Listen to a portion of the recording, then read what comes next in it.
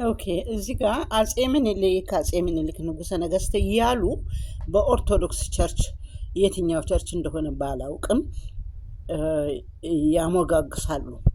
የሆነ ንግስ ምናምን ይኖራል፣ አላውቅም። ይሄ የነሱ ስርዓት ነው፣ የነሱ ፕራክቲስ ነው። አጼ ምኒልክ ደግሞ ኦርቶዶክስ ነበሩ። ስለዚህ እኚህ ሰው በእምነታቸው ዙሪያ ለሚደረግላቸው አክብሮት ፕሮቴስታንት፣ ጴንቴኮስት ምናምን ቅር ሊለው የሚገባ አይመስለኝም። አለመተባበር ይቻላል፣ ግን ለምን እንዲህ ያደረጋችሁ ማለት አንዳንድ ጊዜ ድንበር አልፎ መሄድ ይመስለኛል።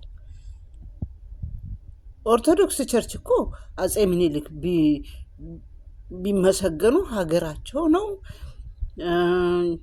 ወገናቸው ነው የሚያመሰግናቸው።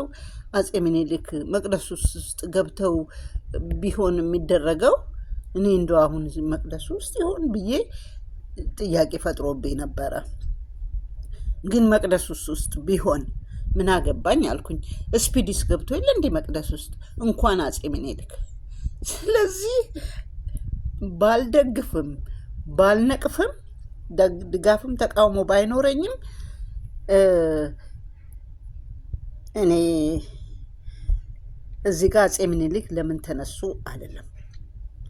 ፕሮቴስታንት ቸርች መድረኩ ላይ ጉራግኛ ይጨፈራል፣ ትግርኛ ይጨፈራል፣ እስክሳ ይባላል፣ ወላይትኛ ይደነሳል። የማይደረግ ነገር የለም። እዚህ ጋር ሲሆን ለምንድን ነው